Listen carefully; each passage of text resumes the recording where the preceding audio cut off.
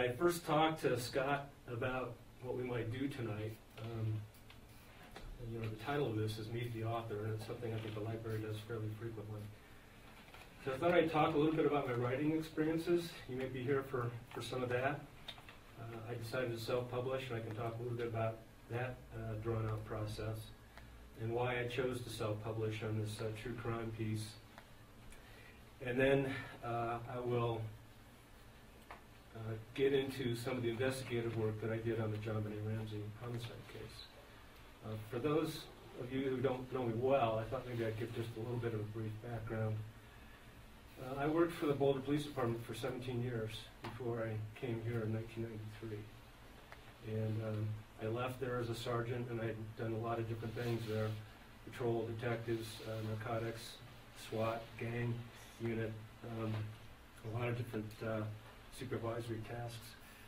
And so when I was recruited here in 93, it was still a somewhat small town.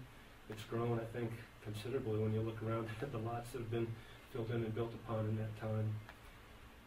And in 2003, 2004, my wife went back to the Front Range to obtain her master's degree in psychotherapy. And I was here for a while by myself, and I was approaching about 25 years of service in law enforcement. I was thinking that I was ready to do something different. And when I was visiting the Front Range, I noticed that they had an investigator's position open in the DA's office in Boulder. And so I applied for that position and was subsequently offered that investigative position. So I moved there in the late spring, early summer of 2004. Mary Lacey was the DA at the time. She was attempting to rebuild her investigative unit. By that time, in 2002, I believe, the Boulder Police Department had handed over the John Benet Ramsey investigation to the DA's office. Mark Beckner, who was the chief at the time, felt that they were chasing dead-end leads, that it wasn't going anywhere. They had requested a filing previously with the DA's office, both with Alex Hunter's office and I think with Mary's office. And they decided that they just didn't want to spend any more time on the case if it wasn't going to be prosecuted. It wasn't until the following year, in 2005, that Tom Bennett, who had been hired to actually be the lead investigator on this case, decided he was going to hang up his spurs, as he says, for the second time. He had retired from a Metro law enforcement agency and been recruited out of retirement to work the John Benet Ramsey case. So they asked me to take the lead chief investigator's position as well as the lead role in this case. So I go into some detail about that transition in the book and some of my opening remarks. I left there in the spring of 2006 when Jay Harrington was recruiting me back to the marshal's office here. They'd gone through two interim chiefs, two sergeants that worked for me, had served in that capacity. Then they hired an Aurora lieutenant who came in and served for a little more than a year, and then she decided she too was going to retire. And so they started recruiting me back, and we came to an arrangement, and I was happy to be back. I missed the mountains. And so I've been back in Telluride as the chief marshal ever since. With regard to my writing experiences, a friend of mine who I sent this book to, a high school friend I grew up with in Michigan, reminded me that my first published piece was a murder mystery that I wrote in high school in Detroit. I wrote about the mafia, which had a very high profile in some regards there. At one point, Detroit was Murder City.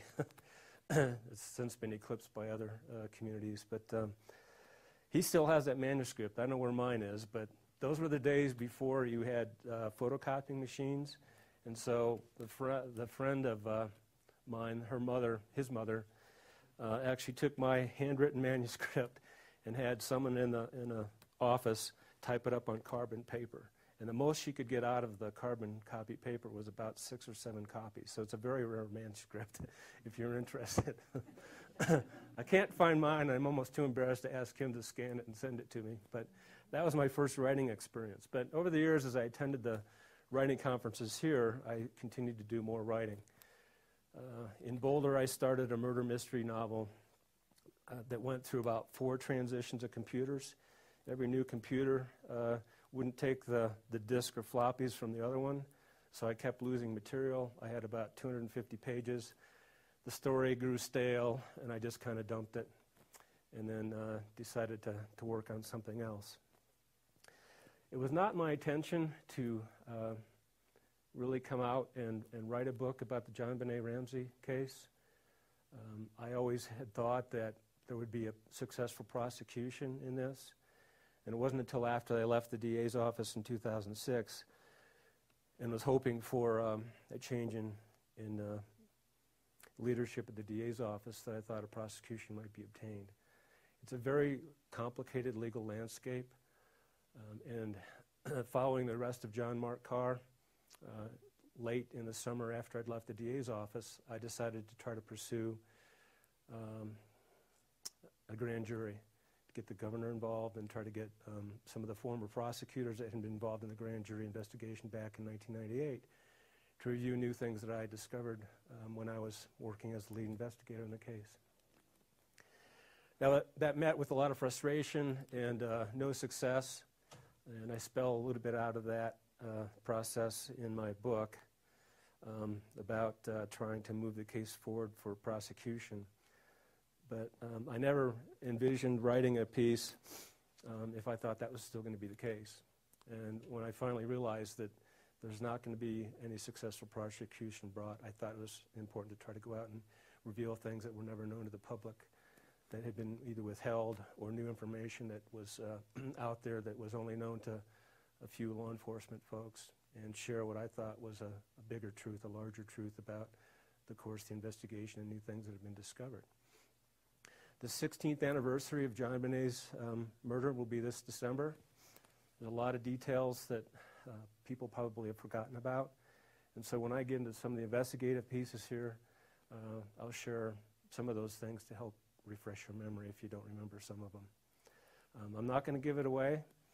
I'm not going to ruin the end of the book. And I'll tell you that I wrote this so that you could evaluate the evidence on your own and make your own conclusion, draw your own thoughts and beliefs from what I presented as objectively as I could, I hope. So that's the information that I've received back from people. And that's going to be our purpose here tonight. This is the face of the book. You've seen this before. It says, a former lead investigator breaks 6 years of silence. I tried to get the DA's office in January of 2006 to pursue leads that I thought were worth going after, as well as trying to get another grand jury to pursue some things that we might not be easily able to obtain.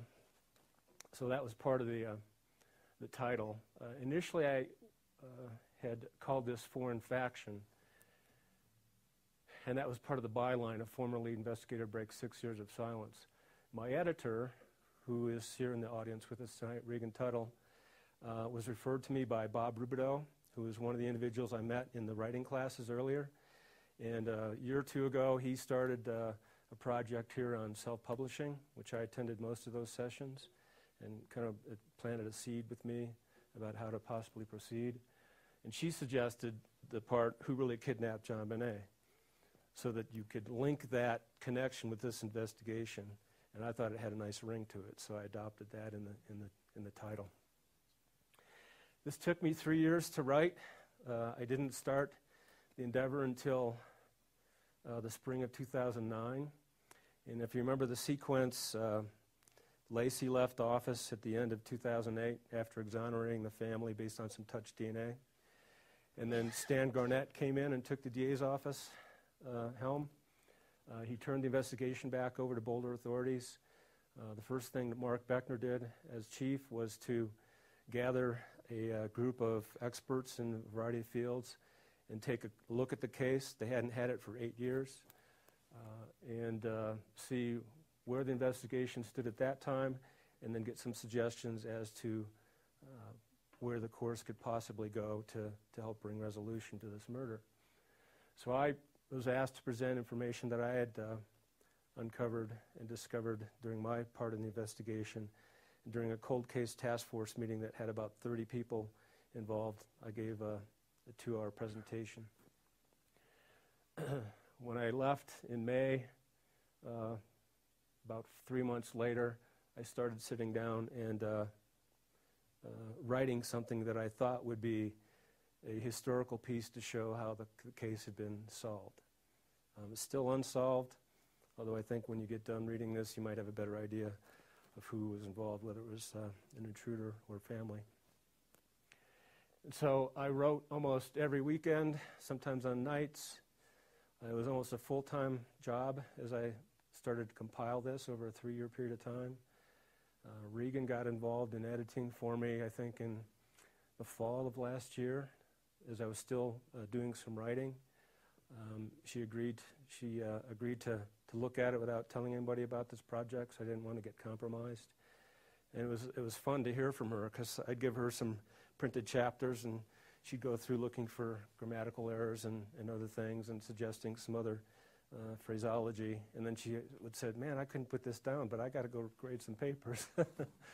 So it was kind of fun to hear that input from her right from the beginning as we started to go through this process. The year my son graduated from CSU, my wife and I took he and his girlfriend to Mexico for a vacation.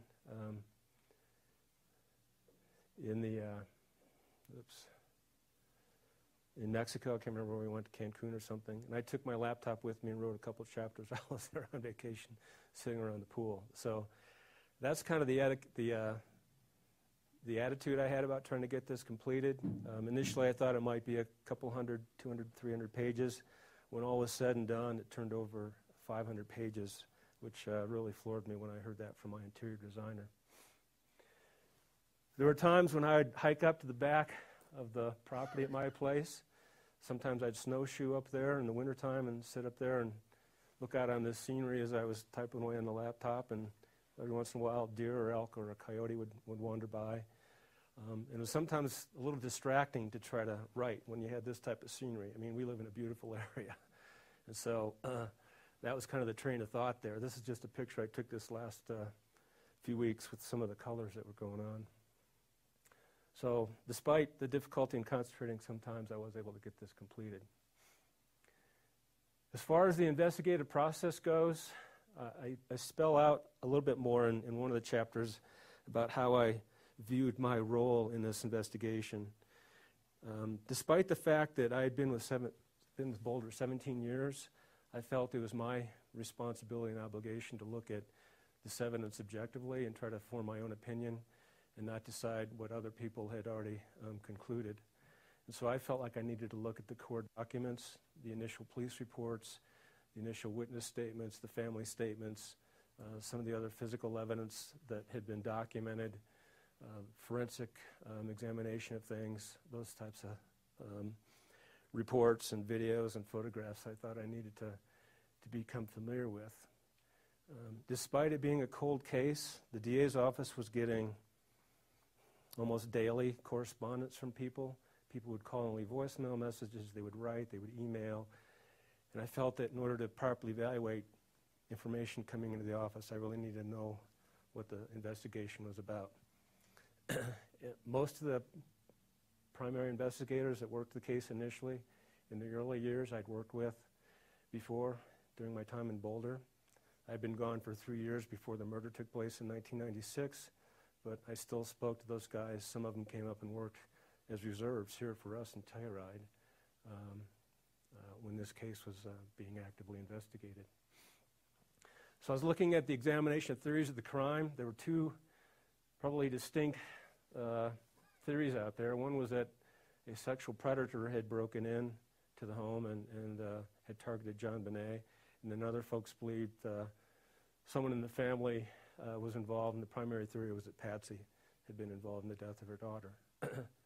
So I set about trying to do an objective review of the case. When I decided to write about this, I was looking at the process by which I gathered information. I was trying to decide the format in which I would tell this story. And I went through a variety of different thought processes trying to determine how I would tell about how I'd explain my my role in this investigation as a criminal investigator. and ended up dividing it into 4 parts. Because the case was so old, I felt like it was necessary to give a historical perspective of the investigation. And so the first part of the book, I try to spell out objectively as I could the course of the investigation that officers and detectives were involved in when they first responded on the day of the reported kidnapping, the follow-ups they did, the interviews they did, the examination of the physical evidence, the analysis of that, the autopsy, the different opinions that they obtained from forensic medical people about John Bonet's injuries, so that you could have an objective, clear viewpoint of what the factual parts of the case were. There have been so many different misrepresentations in the media about this or that I felt I needed to try to paint a clear picture based on my review of all the documents that would give you a first-hand account of what the situation was with regard to the death. It's funny how things turn out. I never expected that one day I'd be going to Boulder and to the DA's office and being asked to become the lead investigator in this case.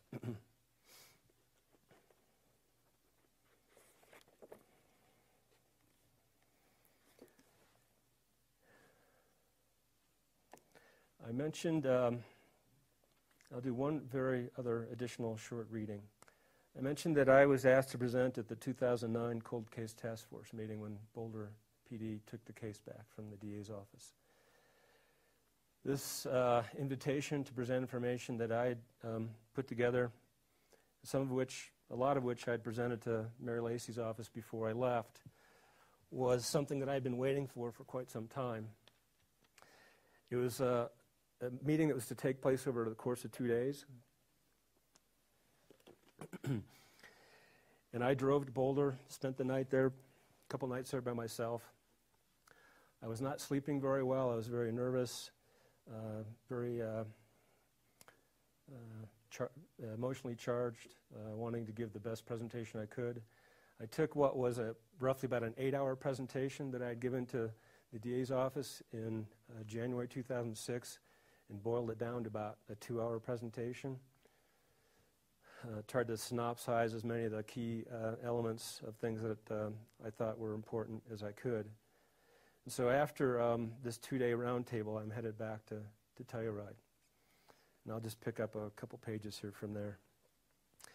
I was exhausted from a week of anxious, irregular sleep patterns, and 2 days spent reviewing the details of the investigation had been mentally and physically draining. Boulder was more than 4 hours behind me as I headed home to the mountains of southwestern Colorado. The Escalante Canyon was coming up on the approach to Delta, and the decision was made to pull off the highway to do some meditative wandering. The Escalante was a frequent stopping point for me on my return trips from the Front Range, and meandering over the open, rugged plain offered a brief respite of quiet and solitude. Moreover, it offered the opportunity to explore something that had been tugging at the edge of my consciousness for some period of time. Something said during our review of the investigation had set my subconscious into overdrive. It had been there, just hiding beneath the surface since the early days of my involvement in the investigation, and I felt that a meditative hike through the backcountry might help flush out the intangible that had been lingering in the background for several years. I contemplated the comment that had stirred my memories. A Colorado Bureau of Investigation lab supervisor had talked about looking at the chronological sequence of events. I knew there was a challenge in that because from the early outset of their response to the 911 call reporting the kidnapping of John Bonet, Boulder police had decided to maintain radio silence so as not to alert the perpetrators to their activities. Constructing an accurate time clock from the dispatch radio logs for a number of the investigative steps that were taken on December 26, 1996 could be challenging. Nevertheless, the comment about establishing a timeline for the sequence of events struck a chord for me. After having poured over hundreds of pages of police reports, interviews, and lab findings during my time as a lead investigator in the case, I recognized that it was in the nature of the sequence of events that had been hovering in the shadows of my subconscious for the previous 3.5 years. The missing piece gradually began to take form as I trekked in a westerly direction toward the canyon walls enveloping the Gunnison River. It occurred to me that the answer had been voiced during my presentation regarding analysis of John Ramsey's statements. I'd held up 2 photographs for the group to see, one of John Mark Carr and the other a psychic rendition of what a perpetrator was supposed to look like. And these are the pictures I showed. Dorothy Allison presented this on a television show at one juncture, which was posted on the Ramsey's website. And this is a picture of John Mark Carr when authorities went to Thailand to bring him back after he had email correspondence. And I'll send these around. I think they're eerily similar to one another. So I don't know if the psychic was on Mark or what, but I showed these to the group that had gathered there for the Cold Case Task Force meeting. Holding the photos up for all to see, I had posed a rhetorical question to the group. Where were they hiding? There had been an inordinately long pause of silence after I asked the question, and some forgotten insight had momentarily surfaced but was gone before I could fully take hold of it. The synapses had failed to fire, and it wasn't until I was hiking in the solitude of the rugged plain that the full image finally came to mind. As the sun breaks the horizon during its rise, so did the thought slowly emerge that shed clarity on the shadow that had been plaguing me. The realization slowly dawned that, according to John Ramsey's account, at least one of the intruders must have remained hiding in the home well after the time that police arrived on the scene to investigate the kidnapping of his daughter. That brought me to a halt, and I struggled to recall the sequence of people's visits to the basement that morning, which is where intruder theorists indicated the suspect or suspects had entered the home. There were 4 people who had been through the basement that morning, included 2 police officers, Fleet White and John Ramsey. The condition of that train room led me to believe, based on the statements, that someone had remained in the home long after police arrived that morning. So the question was for me, how the heck did they get out with all those people there in the house that morning? For more, you're going to have to read the book.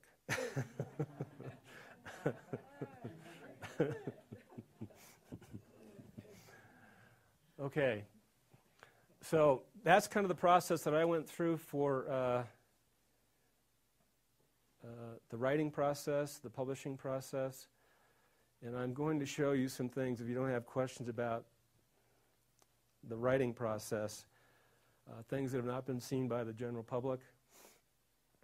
It'll only take a few minutes, but I wanted you to get an understanding of how I went about analyzing evidence that pointed to an intruder and how one by one those things were disassembled. Yes, Scott? I do have one question. I was just curious. Your previous writings were fiction, and this is a work of nonfiction. And I was just wondering, how, as a writer, how is that a different experience for you? Well, it's, I've written police reports for 35 years, so it kind of comes naturally, I think, in some regards. You're always trying to write objectively without inserting opinions. You present facts and information and let someone else draw the conclusions. And so in that regard, I think it came fairly easily to me. I've always enjoyed fictional writing. I think I mentioned earlier at the outset that besides the murder mystery stuff I was working on, I wrote 3 full feature-length screenplays over the last 6 years. One of them was after the last screenwriters conference you guys held here a couple years ago. I went home that Sunday with a germination of a seed planted with some conversations with the people that weekend and wrote a Telluride murder mystery. That is probably going to be my next writing project, is I'm going to adapt that screenplay to a fictional account and publish that and market that around. It delves back into Butch Cassidy's gold bank robbery. So it's kind of a contemporary murder mix with some Western history here in Telluride. So look for that next project maybe next year. But so it kind of came naturally both ways. In your writing, I noticed that sometimes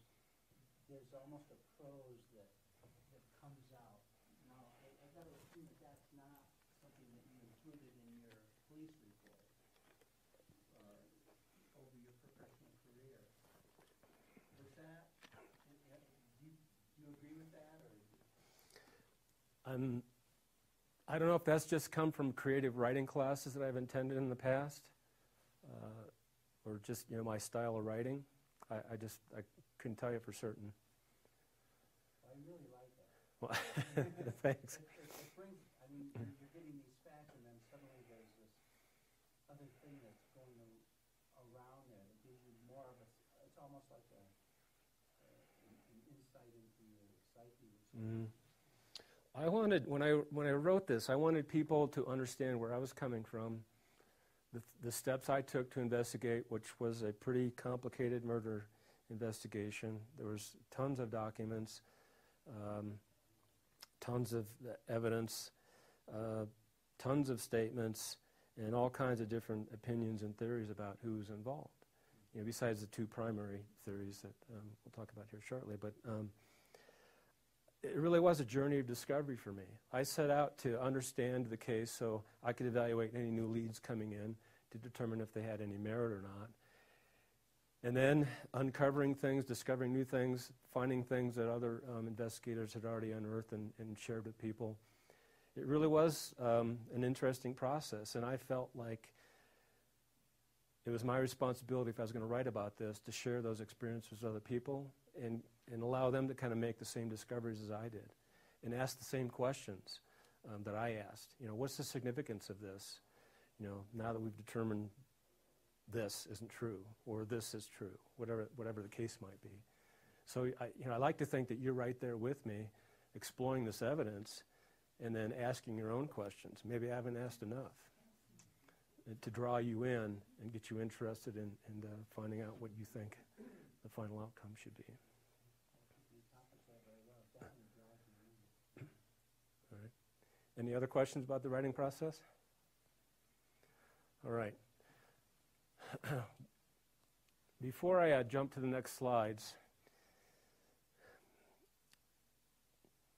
the two train of thoughts were that because Patsy Ramsey could not be excluded as the author of the ransom note that was left in the home that day, no one has ever been able to exclude her. Some people identified her as being the written author, both the mechanics of writing as well as the linguistics, the language, the phraseology. And then the intruder theorists who believed it was a sexual predator who had targeted her and or the family for some type of purpose. The evidence that people pointed to that they believed accounted for a perpetrator was a boot print in the wine cellar downstairs where John Bonet's body was found. If you remember, there was a high-tech boot print from the poon of a boot left in some kind of like white fragile mold in the cellar there. It was not uniquely identifiable because there were not any wear patterns on it. It's just the standard imprint on a high-tech boot that could have been on any boot. There was a scuff mark on the wall beneath the train room window well, which Lou Smith believed had been left by someone either climbing in or out of that window. There was a suitcase beneath the window that was thought to have been either used to climb in or climb out, because the window was about, if I remember, about 4 feet off the floor, so you couldn't easily get up into it. I can't remember the exact dimensions at the moment. And then Lou believed that a stun gun had been used.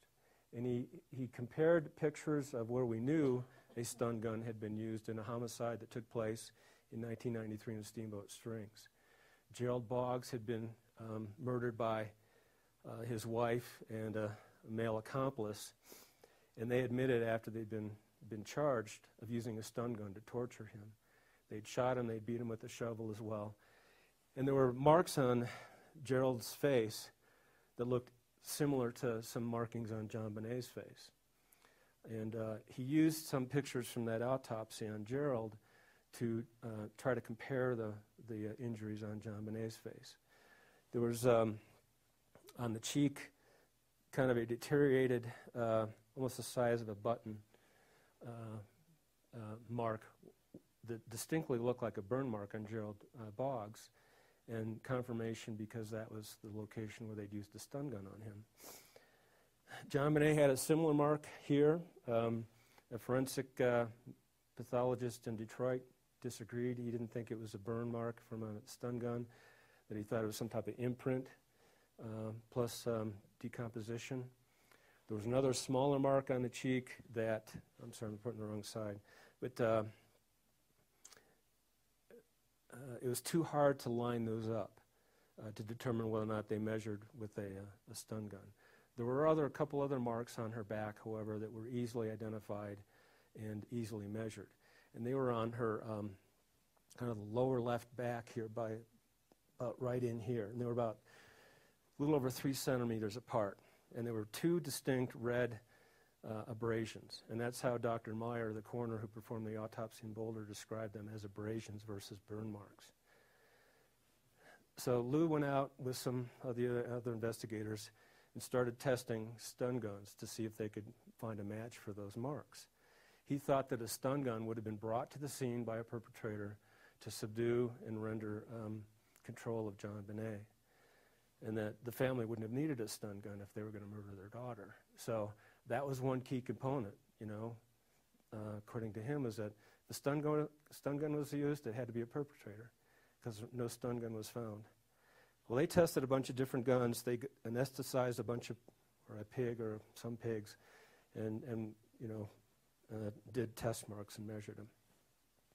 When I looked at the investigation, I could not find any one-to-one comparative photographs for any of the stun guns to John Bonet's injury. And I asked that be done. And I'll show you some pictures here shortly. But I first wanted to look at the point of entry. John Ramsey had indicated everything was locked that night. There were no signs of forced entry anywhere else in the house. And John Ramsey had broken into the home earlier that summer when he had locked himself out. He'd climbed through a rear garden-level basement grate that dropped into the train room in the basement, broke a window, and never repaired it. The glass was cleaned up, but it was never repaired. He talked about stripping down to his underwear and his dress shoes and climbing through so he didn't mess up his clothes. It's a very narrow, confined window grate, not easily observed from the rear of the house, the rear alley of the house. But that's how he broke in. It seemed likely to me, based on his report and the height of the window in order to try to get into that basement, that he could have very well created that scuff mark as he climbed into the basement earlier that summer. So that was one piece of evidence that I thought was possibly explainable. They didn't necessarily point to an intruder being involved. The other was the Poon print, the high-tech boot print.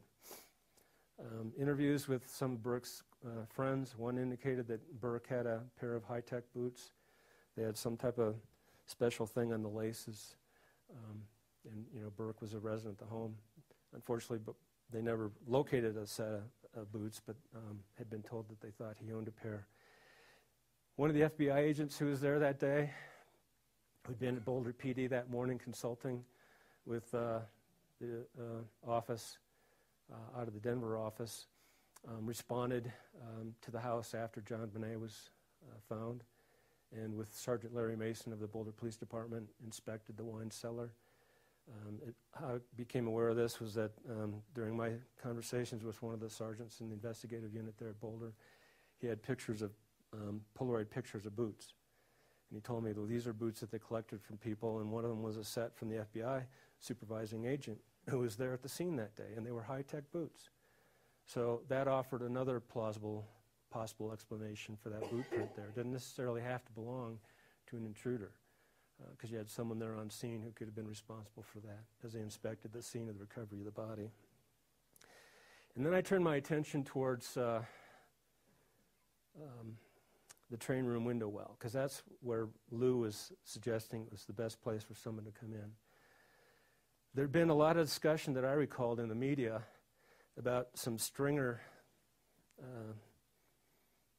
spiderweb lines that attached the metal grate to the cement foundation wall and some of the foliage around, that would not have been able to survive an entry through that grate if someone had come through that way that day.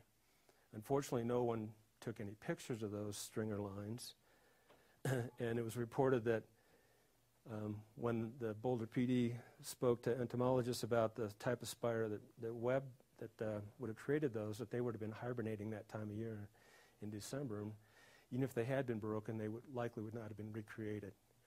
So there's a lot of discussion that I remember about that at the time. So when I finally got to look at some of the crime scene photos, these were some of the things that raised red flags for me. I don't have a long shot view, but this is the window grate here, which is near kind of the kitchen and the back door to the den and rear hallway. It's behind a barbecue, which is off to your right. And it's a fairly narrow spot, but Lou was thinking that this is a great place for a burglar to come through and use this in his presentations to suggest that this was the point of entry. When I looked at these crime scene photos that were taken concurrent with the time of the investigation of the processing the crime scene, there were pine needles on the top of the grate, there were some leaves, there was foliage underneath, and he pointed to foliage underneath the grate thinking that it had recently been raised and lowered over the foliage. But my thought was, and other Boulder detectives mentioned the same thing, was that they thought and realized in their inspection of this was that there were places where the foundation did not rise up and meet flush with the grate. So it was very possible for vegetation to grow underneath. And my thought was, if that's the case, plus as well as the other stuff, the debris that's on there, it didn't look like it had been disturbed in quite some period of time. And it didn't seem likely that that really was a point of entry. He talked about smudging on the windowsill. This is the grate removed. And this is a bank of 3 windows that sit along this train room window well. And there was another picture, which I haven't put in this presentation, that showed much fresher disturbance marks on another bathroom window that was a basement bathroom window. I can't remember if I put that in the book or not, but this looked like old disturbance to me that possibly was created when John Ramsey went through the window previously, and not necessarily fresh from someone entering on December 26th. So finally, after looking at these 35 millimeter photos, I finally had an opportunity to look at some crime scene video. And let me show you this. Are we okay, Ryan? Yep.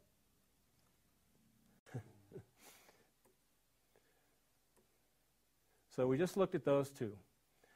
So the next thing I wanted to look at was the stun gun. And so I looked at the experimental contacts that they'd made with the anesthetized pigs. They had come up with a stun gun as the air taser being the most likely brand, given the measurements there. And as Lou has always said, follow the evidence. If you've got a stun gun, then it has to be an intruder, because the family wouldn't need it. And I go into some depth in one of the chapters about evaluating the use of a stun gun, but you know, it doesn't knock you unconscious. It's very painful, and most people scream their lips off when they get tased with one of those things. So I'm not quite sure if someone who knows what they're doing would want to try to use that on a 6-year-old girl who would probably scream uncontrollably if it was ever used on it. So I asked that some one-to-one pictures be compared. These are the injuries on John Benet's back. Again, I'm not showing you the entire out view, but that gives you an idea of the measured. This is the air taser stun gun that they thought was the weapon used in the kidnapping.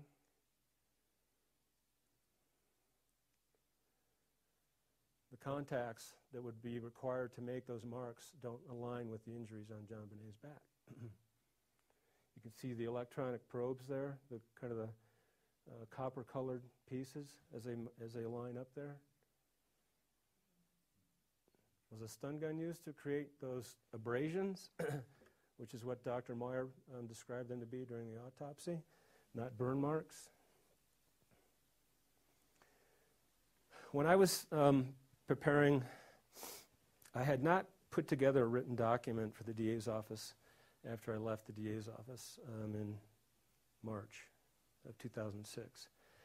I put together about an 8-hour PowerPoint presentation, and I indicated that I would do the written part of it to kind of explain the PowerPoint, because you just can't always get away with a PowerPoint to really fully develop your theory and explain things. So the summer got busy. We had busy festival summer, and it wasn't until after John Mark Carr was arrested I decided I needed to get my tail end in gear and write the written document to accompany the PowerPoint that I provided.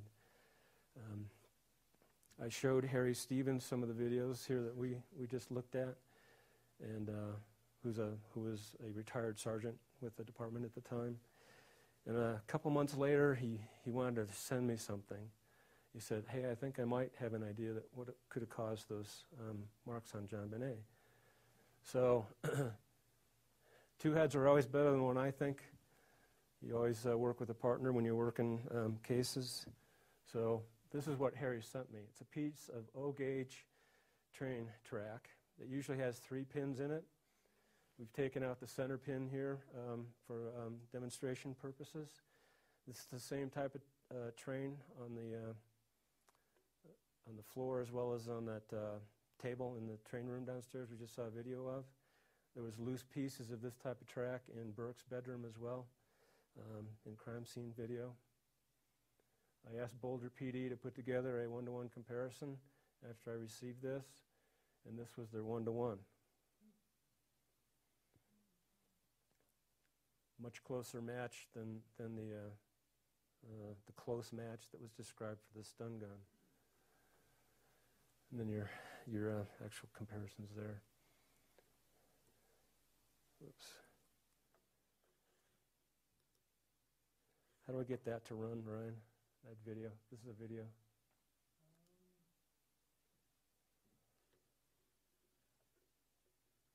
Hit that.